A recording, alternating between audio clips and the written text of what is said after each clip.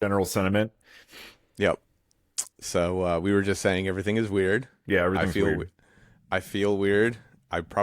I mean, my eyes can't even open right now, so I look weird. So this will be great for YouTube. Yeah, Um, how you doing, Dorian? I'm doing well. Are Doing you? very well. Yeah. Good. How are you, Greg? I'm good. Yeah. Awesome. Well, yeah, I mean, Um, after you had a relaxing, uneventful past week and weekend, no. yeah. Well, that's part of the weirdness, right? So finally had the uh finally had the art show. Light requires darkness to shine. Yeah. For Congratulations, all man. Seriously. thank That's really thank you. fucking cool. Yeah. It was it was more than I anticipated in every way possible. So, um the show went well, or so I've been told. Yeah. It's all sort of a blur for me. I was So gonna say, it's do you have any specific recollection of the actual event, or was it all just kind of yeah, I mean, it was smeared? Yeah. cool. It was a cool thing to get to. First and foremost, I've been painting for over 5 years now, and this is the first time that my paintings have been shown in public. Damn. And so to get to, have a dialogue with people as they're actually seeing them and actually see them for what they are, not just some little stupid picture on their phone. That was definitely the best part of the whole experience for me. Getting to communicate, my intentions, and having people see them for real. Yeah. Yeah, And because some people might not know you tend to paint on a pretty large canvas. Yeah. yeah. So, I mean, the biggest paintings there were 72 inches by 36 inches, so 6 by 3. There were some 4 by 3s, some 3 by 3s, and then some smaller ones. Nice. So yeah, I mean, there's a lot going on in a lot of them. Some of these ones were a little bit more restrained. I think because I knew that they were going into a restaurant and going to be seen by people who had no fucking clue who I am, it definitely affected my approach in some degree, some regards. I don't Okay.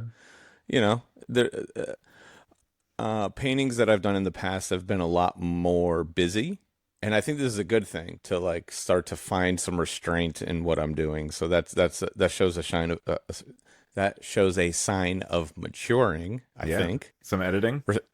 It, I don't know if editing is the right word. Okay. Restraint. Yeah. Restraint is different than editing. You can't edit a painting per se. Mm-hmm. Or if you do edit a painting, it usually means you're making it busier, generally speaking. Right. I guess self-editing in terms of just like Yeah, while yeah. you're in the process, sort of like starting to say Yeah. yes or no to things instead of like yes, yes, yes. Well, the one thing that was different about this than any paintings or most paintings I've done in the past is every painting had a plan per se. So there was an image in my head that I was trying to achieve, and so that right off the bat made the process slightly different for me because more often than not I kind of let myself go in the process and see where that painting wants to go as opposed to me wanting it to go to a certain place. Mm-hmm. So that part was definitely different, and it yielded some really cool results. And yeah, it was cool. It was a cool experience. I learned a lot. I'll tell you this, and this is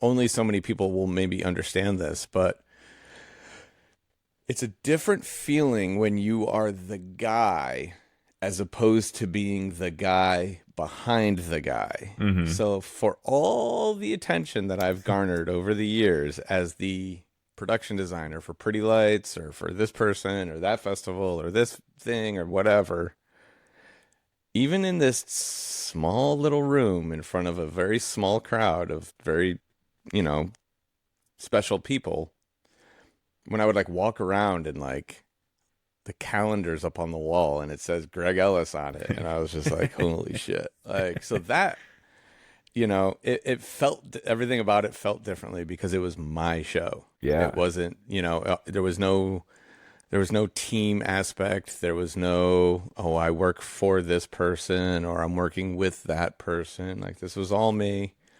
The lighting installation and visual performance was an experiment, one that reached most of its goals. I can tell you this much. Pretty good for an experiment. Yeah. Yeah, the next one will be multitudes better. I had some technical difficulties, so that kind of like threw me off on like during like there was like 2 sets basically. And so the first set was me, just trying to like get a grasp on everything and settle back in. And then the second set, things started to run more smoothly, and I got more out of it, and it kind of got, I kind of achieved the things that I was hoping to achieve. So this won't be the last one. I've already had a bunch of people ask me when the next one is. Yeah, me included. The venue included. Oh, awesome.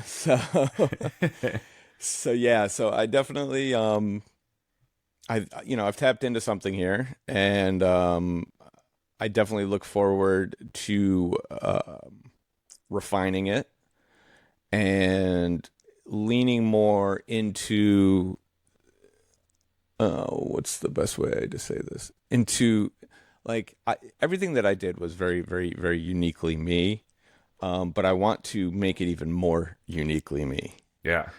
So nice. Take that for what it's worth. I don't know. So what I guess coming off of it, any like technical stuff aside, because I actually was curious to ask you, like, if you do this, when you do this again, what's like the first thing that you're like, this is what I want to like change or augment or tweak or like whatever?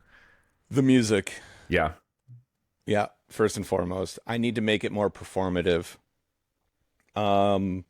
Playing a playlist of songs that I enjoy or songs that I think will be interesting to people isn't enough. So it needs to feel like a performance, not just a guy on stage pushing play and making things happen. So much like the paintings are sort of your interpretation of these songs, kind of taking the songs and blending them into. Yeah, I mean, there's a 1,000 different ways I could go about it, and that's what I plan on diving into head first here for the next couple of months while things are quiet. Yeah. So I don't know what that really means yet. Okay, cool. All I do know is that for this to be something that is worth doing more than once or twice, I need to do a lot of work on the music side.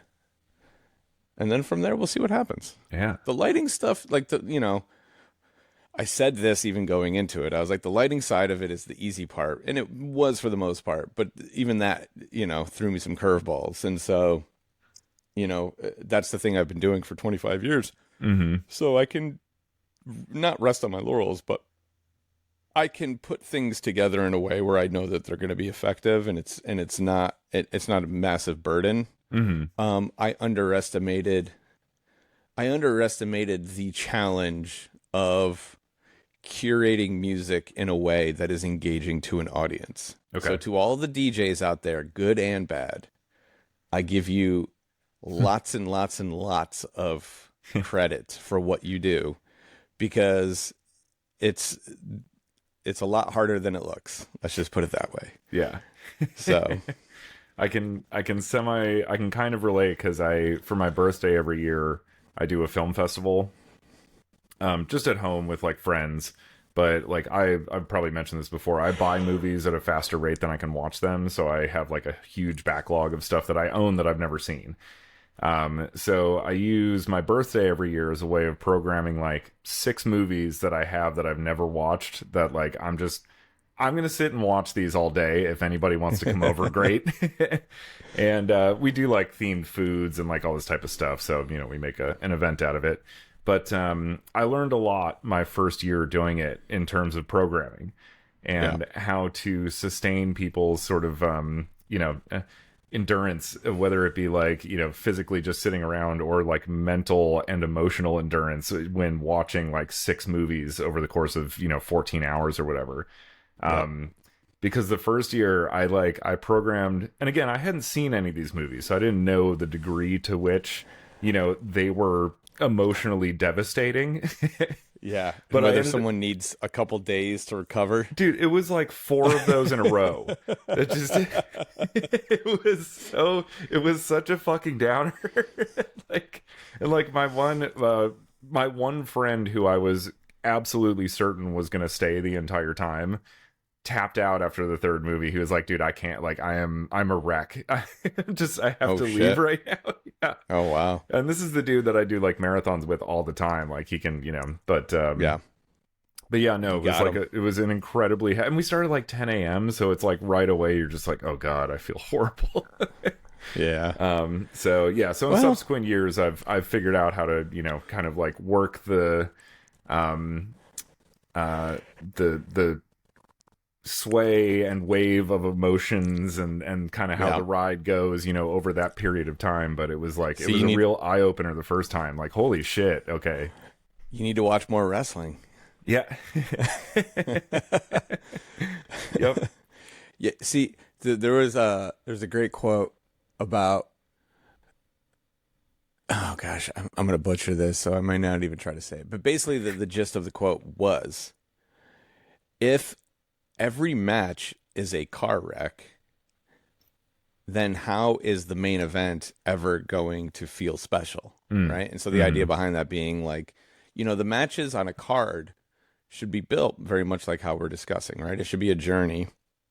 And if they all kind of check the same boxes, then nothing feels special. So you need the like slow match, you need the fast match, you need the match that, you know, uses weapons or whatever. You need the dramatic match, XYZ, right? Going and that's how a card becomes successful, when all of the matches kind of complete the bigger picture. Yeah. You know, journey that you're trying to put people on. Right. And so like, yeah, you can't leads you to that title card instead of exactly repeating it. Instead of yeah. So yeah, lesson learned on that one. Yeah. I enjoyed the experience of making everyone so miserable.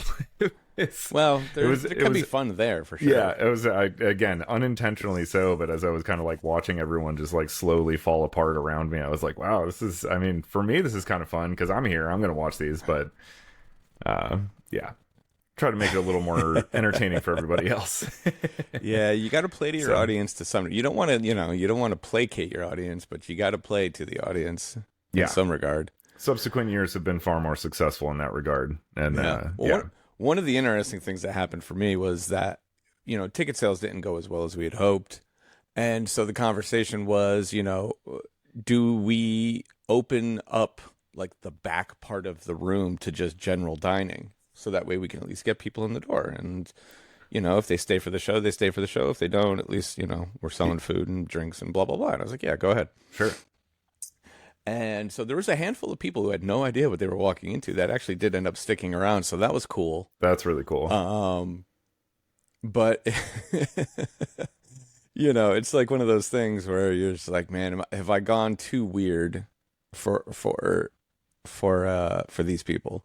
You know, and that's a question I ask myself on a daily basis, but it was, I've never been confronted with it more than when, you know, some lovely, you know, 60-year-old couple from Westchester County, New York shows up and they're like, what in the fuck is going on here?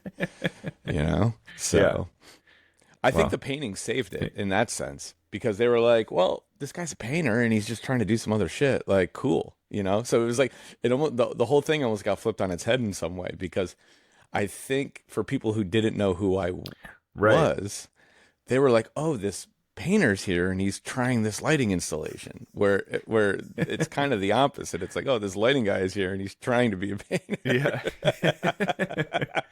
I mean, that's cool though. That's like a whole different perspective though, of people that come in viewing you purely as you know, as a painter, and only looking at it from that regard. Like, that's really cool perspective to get.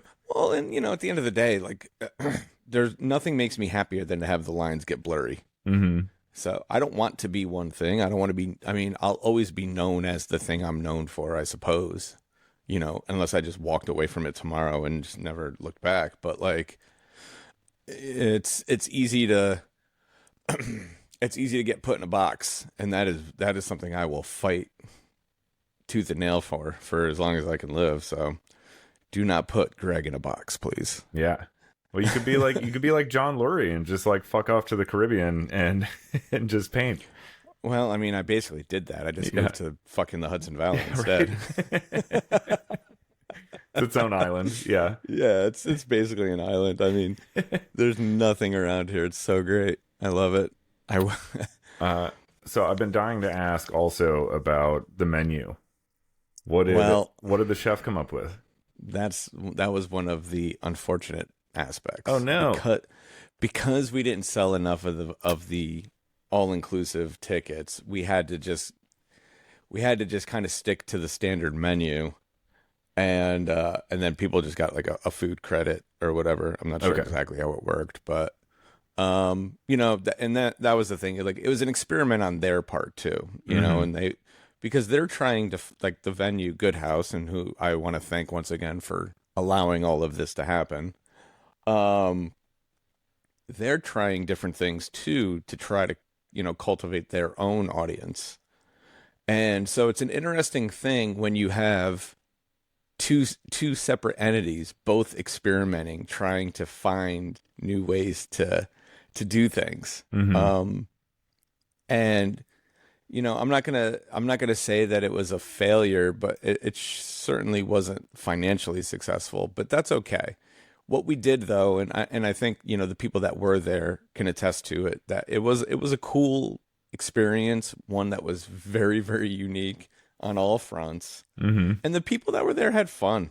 Yeah. So, you know, I think we all learned a lot from it. I think there are better ways to do it. I think the biggest and most important thing moving forward is to give ourselves more time to promote it properly and really get the word out, because it did seem like a quick kind of announce. It was rushed, and you know, the thing was like, it started as a small idea and it just kept getting bigger and bigger, as these things tend to do.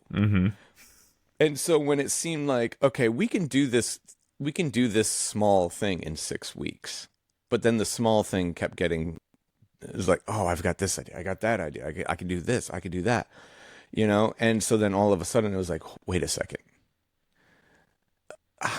What am I doing? Yeah. What am I doing? How are people going to buy into this? You know, and then the dinner idea got thrown in the mix, and it was like, shit, now I'm about to go do this thing that's completely unknown to anybody, and I'm going to ask them to fork over $150, you know, and you know, you're like, well, if you're going out to a nice dinner, that's really not that expensive, you know. But when it all kind of gets threaded together in that way, it got a little, you know, confusing, and also maybe, I don't know. So yeah, I think to do the dinner, we would have to establish a foundation and then work our way up to that said immersive dinner. And that is one goal of mine for the year 2026, maybe, you know, is to work this thing to a place where we can actually justify a high ticket price like that and fulfill, you know, the demands that need to happen, so that way the chef can go and do his thing. Because he was pretty bummed. He was like, man, I had all these really crazy ideas. And yeah. I didn't ask him what they were, because I was just like, I want to get out of this conversation. Yeah. So, I was like, oh man. Yeah. So no, tell me about these things you didn't get to do that you were hyped about. Yeah. Yeah, exactly. Right. So, you know, growing pains. I've used that term a lot in the last few years. I don't know why it seems to be a thing now more than it was when I was maybe just ignorance when I was a kid. I didn't know what growing pains were, but now I'm old enough to know. Yeah. Right. So, yeah. Growth didn't feel as rough as it does now. Maybe it was just because it was happening more regularly. Yeah. Now it takes. And it's also like, I mean, how many people are starting from zero, you know, 20 plus years into their career? Right. You know? Yeah. So, I confront that notion often where it's like, man, it's not starting over, but it is in some ways. And yeah. So there's a lot of hits that need to be taken. I've taken a lot of hits over the years. And I'm good with that because the amount of hits I took when I was 25 doing this will far surpass the amount of hits I take now. Yeah. So, they just didn't hurt as much back then. Right, I know. Yeah, you have like this ego barrier, of Yeah. youth that just like makes you feel invincible and infallible. Yep. Yep. But yeah, so Well, that's you cool. know, That I we'll- mean, it'll be like an iterative thing then. Like this was kind of, yeah, yeah. now there's- that you know what the scope of it is, or kind of how it feels and works, and you can promote it and plan it and all that type of stuff more Yeah. effectively. Yeah. Yeah, because we got like the attention of like a few different like bloggers and like artist people like right up to the line, and they were like, we already have plans, like we can't be there to like help promote this thing or to help whatever. So they were like, if we had more time, we could definitely help you. So yeah, I think whatever we end up doing next, it'll be like a 3-month rollout kind of thing, and we'll kind of get ahead of the promotional side of it a little bit better. Sweet. Yeah, I know when you're that flying by the seat of your pants, it's just like let's just go and we'll see what happens. And now the proof. This is the proof of concept. Yeah. So everyone who got to experience this one, you got to experience it in its infancy, Yeah. and it will only get bigger and better from here. And so yeah, just to wrap it up, thank you to everyone who came. Thank you to the Good House. Thank you to Ari. Thank you to my amazing wife for keeping me sane through this entire process. And special thank you to Ethan for all of his efforts.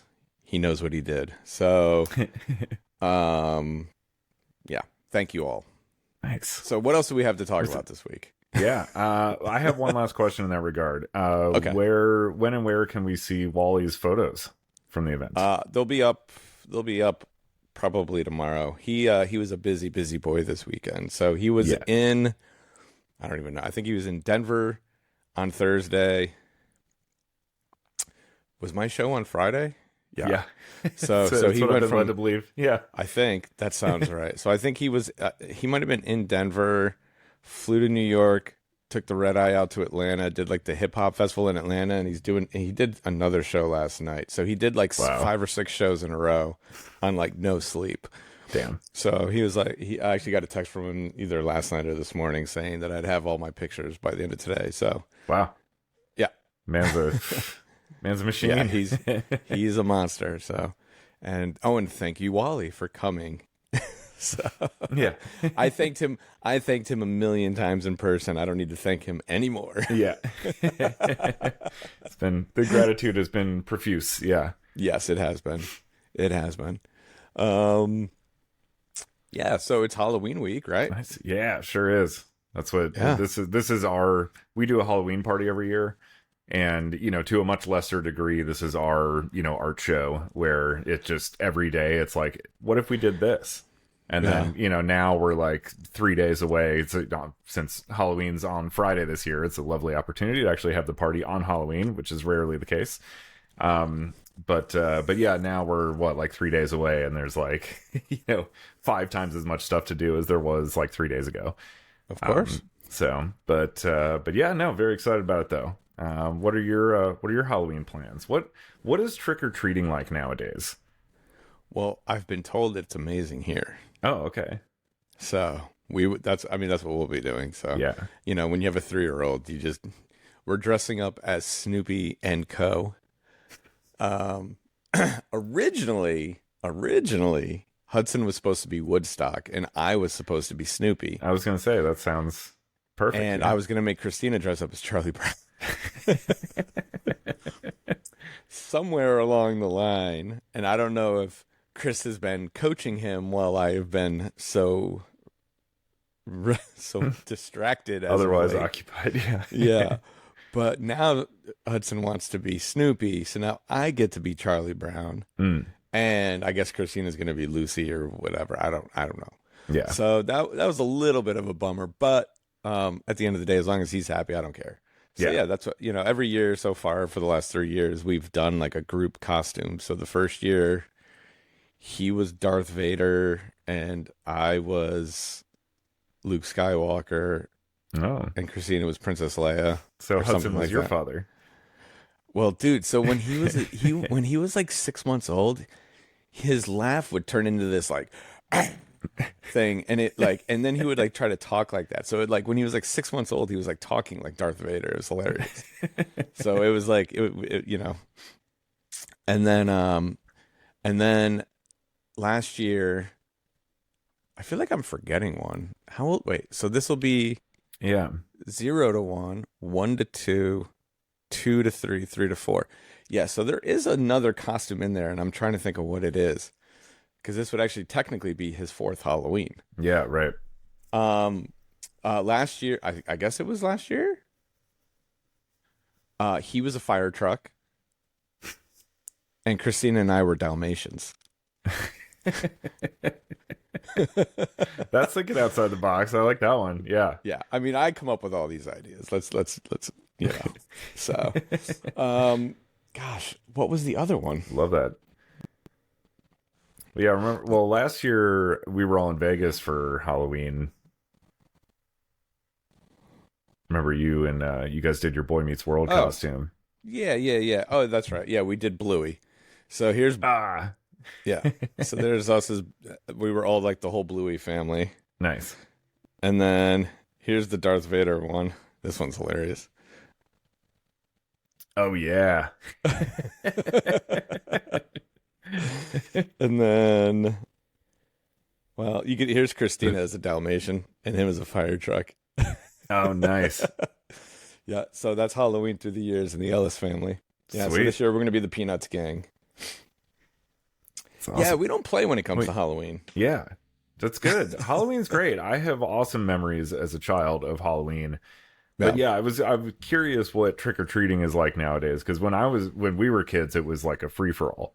Yeah. It was absolute chaos. It was just like parents just let you out the door in costumes and just whatever happened kind of thing.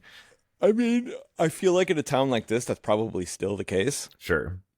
Because like in this, I mean, even just like on a normal day, like the kids are just out doing whatever they want. Like Nice. parents aren't worried about it here. So, Cool. That's awesome. obviously with a 3-year-old, I got to keep an eye on him. So, Right. Yeah. So in a couple more years, a few more years, I don't know, 5 more years maybe. Yeah. It's hard to think about that stuff. I'm sure. I'll have a little group of friends you can go and Yeah. cause some trouble in the neighborhood. That's right. Just no eggs, bud. Just don't do the eggs. Anything else is fair game. I did that once when I was a kid, and it was not good. I got a lot of trouble. Oh yeah. Mm-hmm. Mm.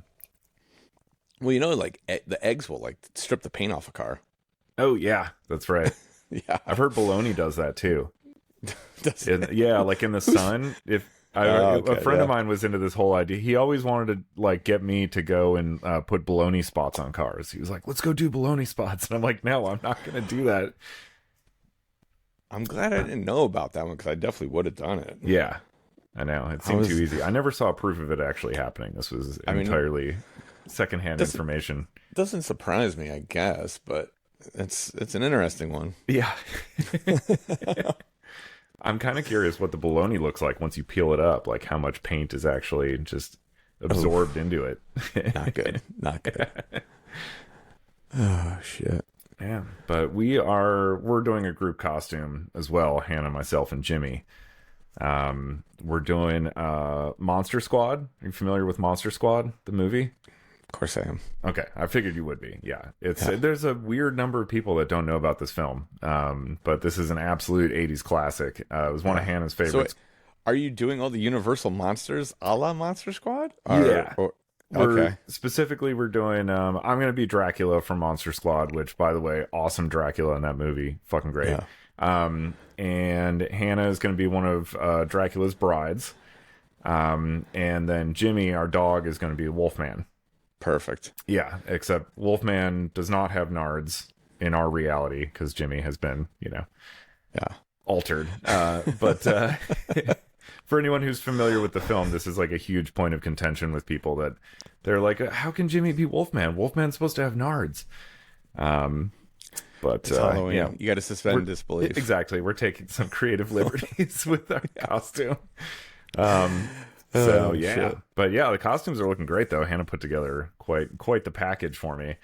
Nice. So yeah, definitely send some photos over. Should be a good time.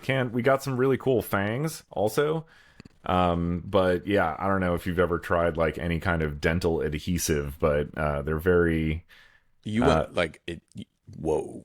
yeah. You just didn't get like a mouth guard type fang thing. Yeah, I mean those suck. You know, they Fair they enough. look shitty. Yeah, even so, you know, we're gonna do these for photos. Also, like I really should have used some teeth whitener for the past like couple of months before this costume because the fangs are like super white. It just makes it Yeah. you know very obvious how much Oh, coffee so are I you drink. just gluing on fangs over? Yeah. and that's it. Mm-hmm. That's hilarious. Yeah.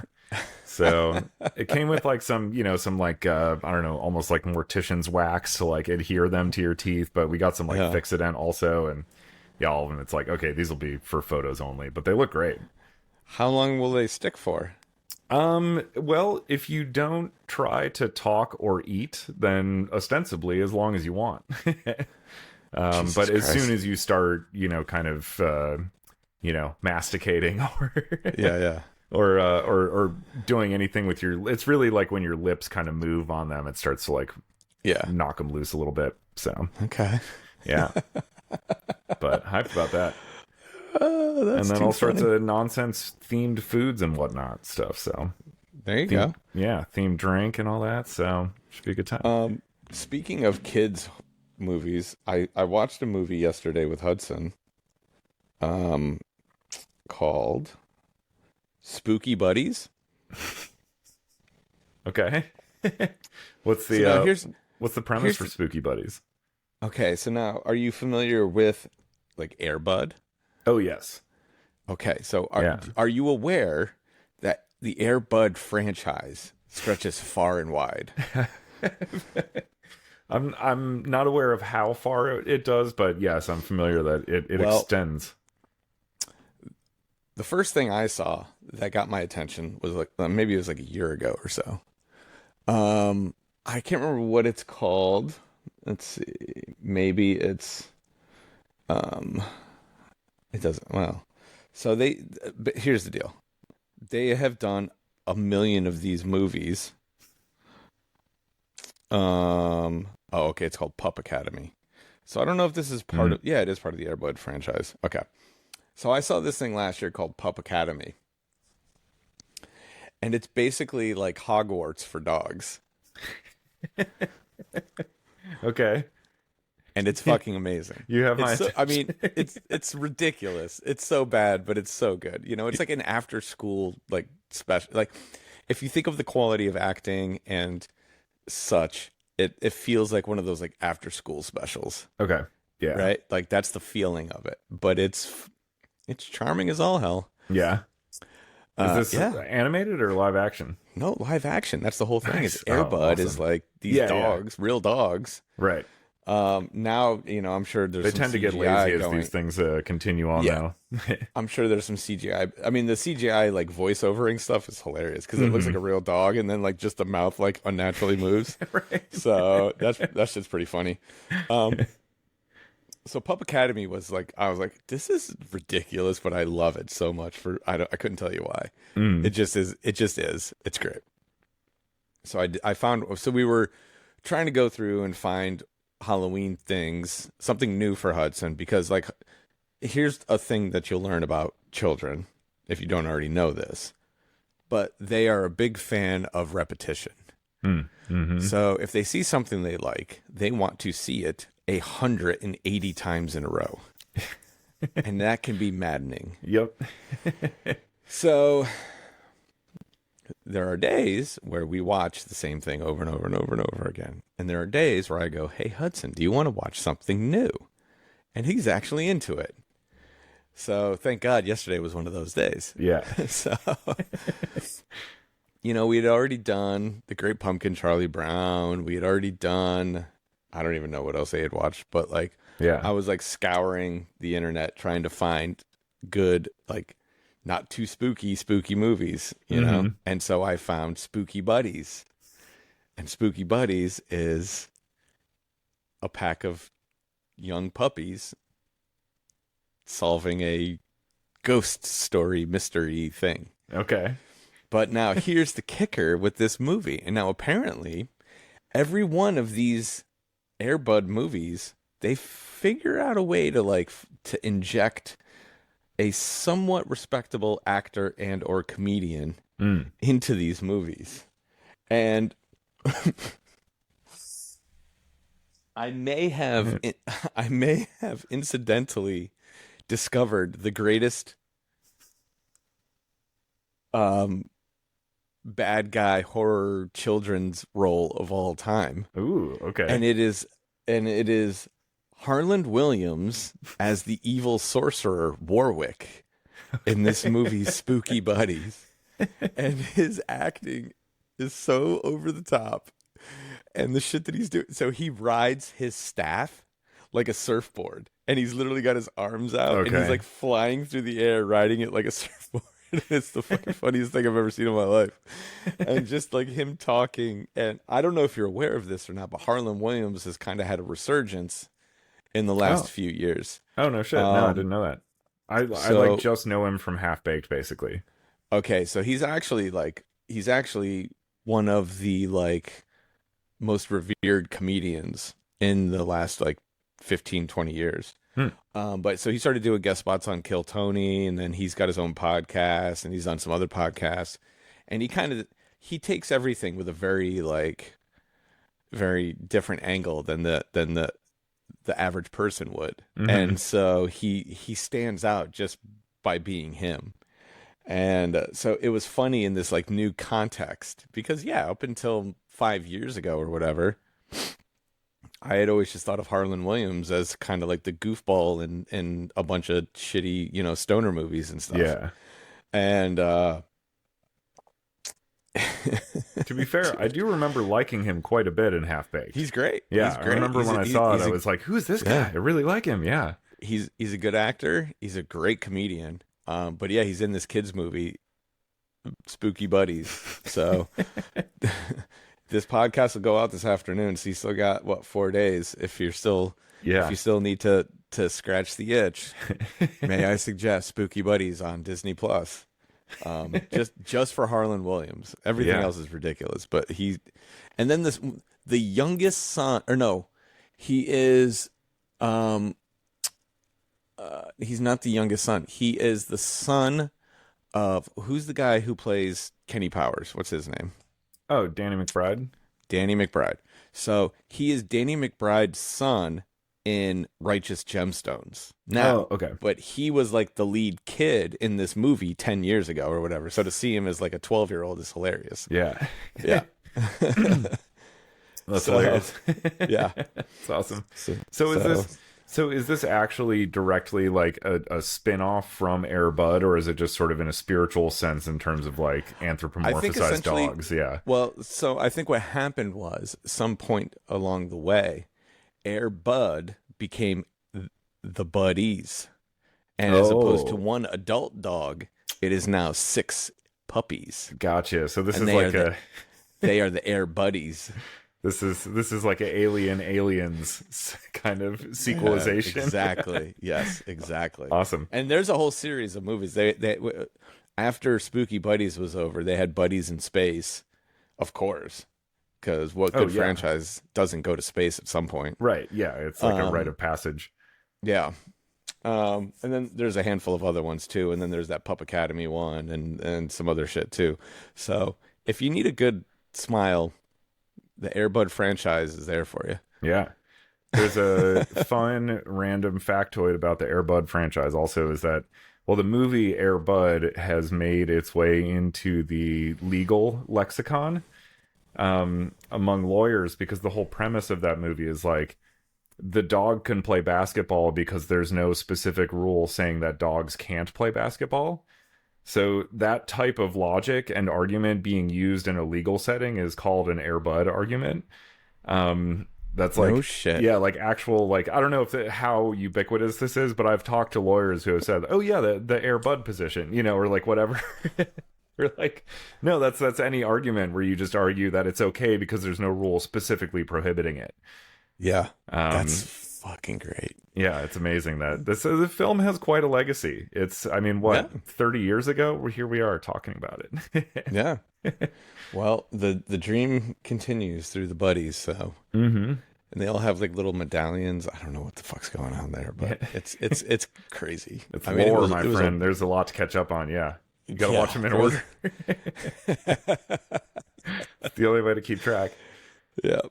I know. Um, I plan on this week. I got to clean the studio. It's such a disaster because I mean I was just in such a whirlwind, especially this last couple of weeks. yeah. When But I did think I'm gonna. when did the last painting get finished? Oh, the night before. Yeah. Okay. Cool. Yeah, yeah. That's the only. I got them all done. All Yeah. 11 are up on the walls, so the Hell mixtape made sense. The next steps for that part are to I'm going to type up like a more like thorough kind of narrative thing that it kind of explains the whole scope of the idea and the project on the web on my website. Cuz like right now there's like a QR code for each painting and it just sends you directly to like that painting's listing on my website. Mm-hmm. So it'll tell you what the name of the song is, the artist, the emotional value, and like a key phrase from the song that all kind of ties it together. Nice. So there's no like bigger frame of reference for people who are going in there now to understand like why does this QR code say track 6? Yeah. So the next thing I got to do this week. So this project isn't done yet either, by the way. So because I gotta finish the narrative, like kind of overarching narrative thing, Mm-hmm. and then we're gonna do a limited print run for each painting. I haven't decided how I'm gonna do that yet, but I'm talking to my printer about it now. And then I did have a few people ask me about the pink VHS tapes Oh yeah. and doing that part. So I never got as far as to doing the actual like visual recording ahead of time where it like took like parts of like either whatever, like something that referenced each music video or Right. something like that. So we'll see if that happens. That one is a big maybe. But definitely prints and definitely more information will be out Yeah. there soon. some kind of Rosetta Stone for anybody Yeah, wandering exactly. into it. Yeah. Yeah. So, and the paintings will be up at the Good House if for whatever reason you find yourself in Westchester County, New York. The paintings will be up at the Good House here for the next month or two, probably. Nice. And yeah, I'm looking forward to just a quiet week. Yeah. I think a quiet week is good. Yep. So Excellent. Well, you've certainly fucking earned it. So you told me that you have made some headway on our radio play. I have. Care to divulge any information there? Little bit. It's, it's as with everything I do, it's getting weirder by the minute. Perfect. Yeah, it's getting pretty abstract, so I'm kind of trying to wrangle it in and remind myself that like maybe this is something that should be a little more accessible and entertaining, at least at the outset. So, but it's a lot of just kind of, I'm finding it right now, basically, is I think the best way to put it.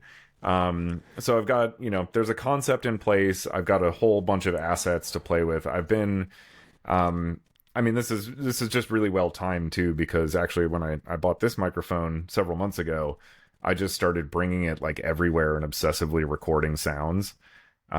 So I have this outrageously diverse library of like random sounds and like environments and just kind of audioscapes and whatever. Perfect. And Foley stuff. I like when we were in Colorado before Yon Dawn, I was like, oh, we've got sound treated rooms. I could go in and like record a bunch of really awesome Foley effects because I'll have like a dead quiet room, to like record them in. So during downtime, I was like going into the room we were doing interviews in and like inside of like a baffle cave made out of like pillows in there was like recording weird sound effects and shit. So I've got a ton of stuff to play with as far as like experimenting with the general concept. And I think once, this will probably be something that's more of like a proof of concept type of piece. And Okay. once it kind of comes to fruition, who knows? Maybe it'll be something we go ahead and release. But I think what it Yeah. would probably more so do is be like a thing that we could point at and go like, okay, cool. These are ideas we can use within like now a structure that's a little more maybe sensible. Yeah. So, Yeah. I mean, I think but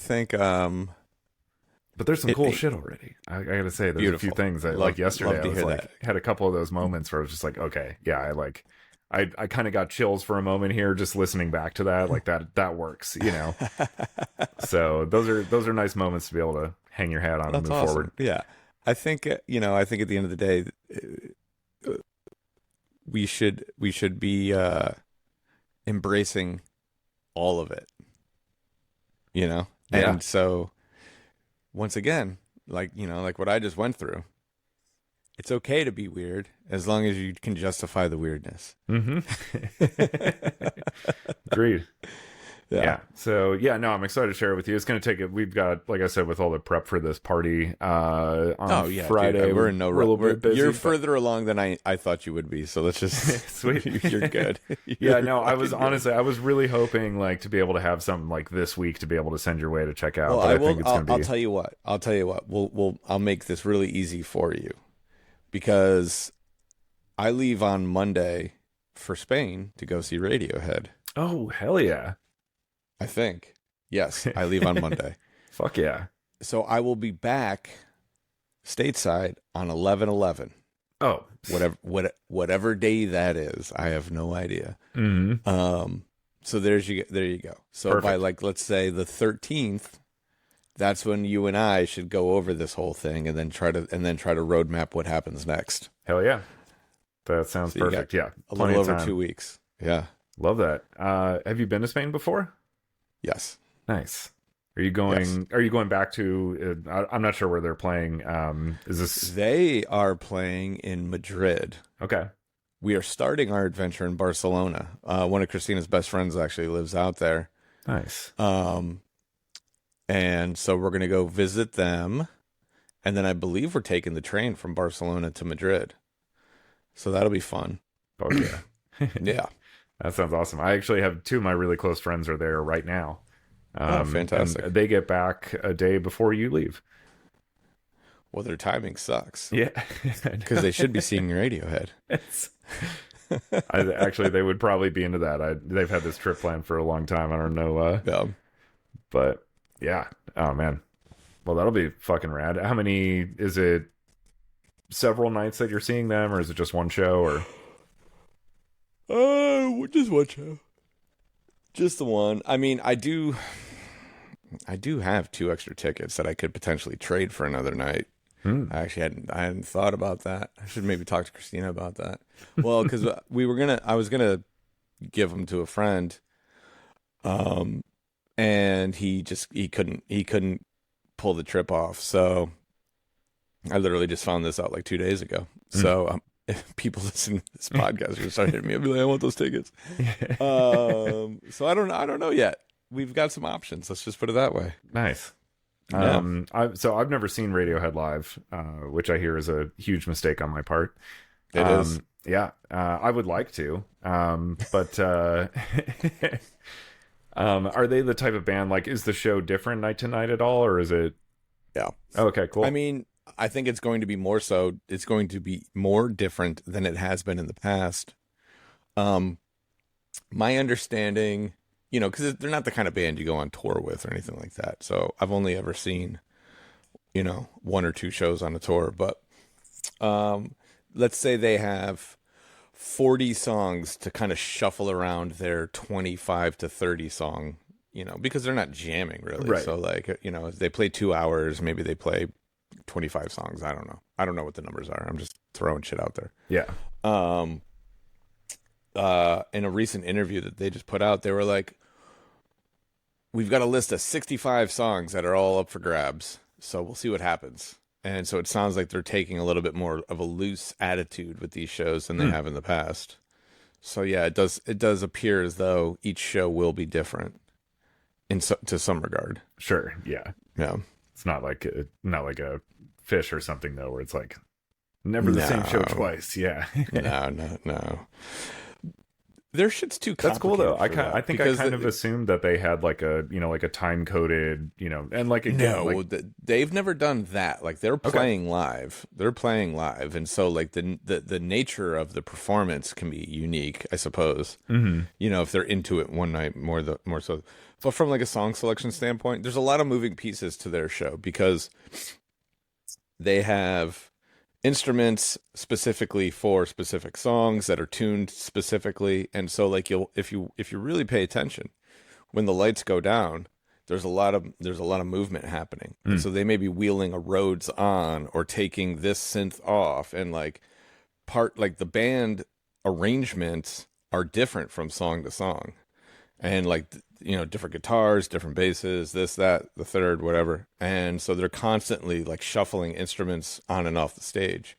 So there is some challenges, I suppose, from a production standpoint to make that all work, especially if they're going to be a little bit more, you know, free with how they're approaching everything. Yeah.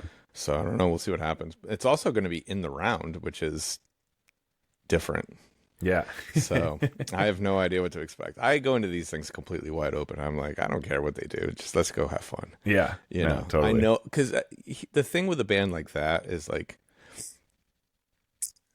they never let you down because they don't ever take the easy road. Mm-hmm. You know that whatever they're about to do, like they're going to put a ton of effort behind it. So from a production standpoint, Andy's always hit home runs. You know, Nice. some designs are better than others, sure, but like there's never been a time where I was like, man, that looks like shit. Yeah. Like I've never felt that way. So, you know, even like there was like a weird like short period, and like it was right before a Moonshade Pool, and they were doing like a short run of shows, and I got to see them at the Garden. They did this like design where it was supposed to like emulate like a film strip almost. So it was like video, and then like these lights in the middle that kind of like looked like the squares, and it wasn't like the most well executed design, but the ideas all made sense. And like, but then when the actual tour design happened the next year, you were like, oh, this was just a placeholder because the other design wasn't ready yet or something like that, okay. you know? But they still like, it was still amazing. Yeah. It was still like And- conceptually sound. Yeah. It wasn't. Yeah, exactly. So yeah, they're, you know, they're the best for a reason. So I say, I'm glad I got tickets. I gotta fly over the pond to go see them. So Yeah. be it. Let's go. Are they not doing any U.S. dates, or at least haven't announced any yet? Not at the moment. Oh shit. Okay. Right now, here's the deal. They like, so they just did this whole big interview it was like the first full band interview in like a bazillion years, where all 5 members sat down in one room and talked at the same time. And they confronted the notion that like, yes, we were broken up. Like we didn't think that this would ever happen again. And, you know, I guess Ed O'Brien was in a pretty dark place, and like, you know, it wasn't super public, but like Tom York's wife died like in the mid 2010s. And Oh shit. so he was like, you know, going through his shit, and, you know, it's just life, right? Like all Yeah. these guys that, you know, they go through life just like the rest of us. And, you know, they were pretty much like, this is the end, but they were never real, but they're not the kind of guys that just be like, yeah, we're done. They just are like, we're going to put this down. We'll all go do our own thing, and, you know, we'll see what happens in 10 years or whatever, you Yeah. know? And so, you know, they've kind of come out the other end of it. And one of the funny things was like, apparently the most like if you had to guess what the average age of Radiohead's top streamers are, what would you guess it to be? This is hilarious. I mean, I would guess our age range. Wrong, Yeah. sir. 13 to 16 or something in that range. What? And then this is the best part, right? How the fuck So did did that you- happen? Exactly. Well, so a few months ago, the song "Let Down" became a TikTok trend. Okay. And so I don't know what the context of any of this is. I have no idea. I still haven't gone down the TikTok rabbit hole. So I don't know, other than the fact that like people were talking about Radiohead a bunch, because a bunch of people were using the song Let Down on TikToks. Yep. And then this stat came out about how like teenagers were like the highest streamers for Radiohead on like music on like Spotify and shit. And I guess one of the guys, his kids are like 18 and 20. And he's like, how did this happen? And he's like, what do you mean, how did this happen? He's like, every teenager on the planet is depressed. You guys make depressing music. So there you go. Yeah. That's Like that was what his kid told him. So yeah, in a depressing way, it adds up. yeah. Yeah. So I'm gonna go cry my eyes out for Damn. 2 hours Wait till watching. Elliott Smith becomes a TikTok sensation. You know, honestly, he's sacred territory for me. I hope that Yeah. his music doesn't get bastardized in such a way. But you're probably not wrong. Yeah. The thing is, though, the thing with Elliott Smith though is it's not. Well, it is. I mean, it's more ethereal in the verbiage that he uses. Where Radiohead's lyrics are very like direct and poignant. Right. They can work in a bite-sized format, whereas Elliott Smith might not have the sort of same kind of pithy, bits that can be chosen and popped onto to make something, I don't know, memeable or whatever a moving meme is. A TikTok, I guess. TikTok, yeah, I guess that's what you call it now. Is that a name? Yeah. Oh boy! All right. Well, I always love being the 40-year-old guy discussing TikTok. Yeah, I know, right? You can tell like when you're out of place in something. It's when these social media things start to come up. All right. Well, I'm gonna go back to bed probably. Yeah, nice. And enjoy some peace and quiet before I have to go pick up my lunatic child from school. So, once again, thank you to everyone who came to the show this weekend. There will be more one day, sooner than later. Excellent. And this has been The Stroke of Midnight. It has. Bye-bye.